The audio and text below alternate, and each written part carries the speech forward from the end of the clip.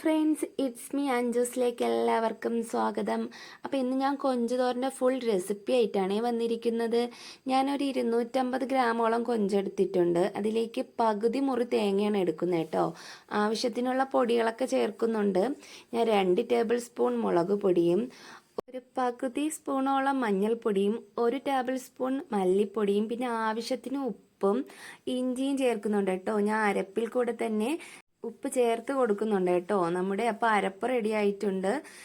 പിന്നെ നമ്മളിവിടെ സവാള 2ഉം പിന്നെ ഒരു പച്ചമുളകും കറിവേപ്പിലയും എടുത്തിട്ടുണ്ട്.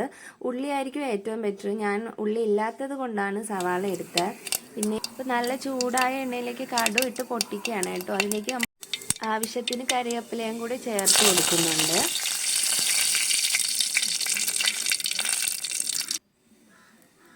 ഇതിലേക്ക് നമ്മൾ അരിഞ്ഞു വെച്ചിരുന്ന സവാളയും പച്ചമുളകും ഇട്ട് വഴറ്റുന്നുണ്ട് കേട്ടോ. നന്നായിട്ട് മൂക്കേണ്ട ആവശ്യമില്ല, ഒന്ന് സോഫ്റ്റ് ആയാൽ മാത്രം മതിയായിരിക്കും.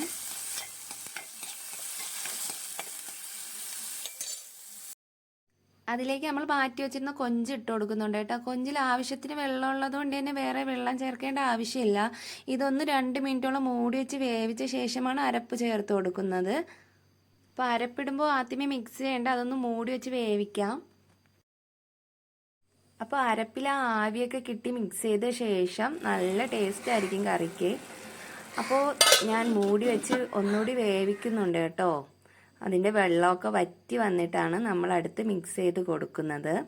അപ്പം നന്നായിട്ട് മിക്സ് ചെയ്ത ശേഷം നമ്മൾ ആ വെള്ളം വറ്റുന്നത് ഒരു 5 മുതൽ 10 മിനിറ്റ് വരെ മൂടി വെച്ച് വേവിക്കേണ്ടതാണ്.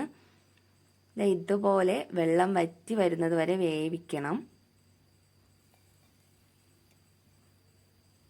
അപ്പോൾ ഇത് ഏകദേശം ആയിട്ടുണ്ട്. നല്ലപോലെ വെള്ളം പോയിട്ടുണ്ട്. തോരൻ നല്ല അടിപൊളിയായിട്ട് വന്നിട്ടുണ്ട്. അപ്പം നമ്മുടെ തോരത്തിൻ്റെ ഫൈനൽ ലുക്ക് ഇതാണ് കേട്ടോ. അടിപൊളി ടേസ്റ്റ് ആയിരുന്നു. എല്ലാവരും ഇത് ട്രൈ ചെയ്യണം. എന്നിട്ട് എൻ്റെ അടുത്ത് അഭിപ്രായവും പറയണം കേട്ടോ.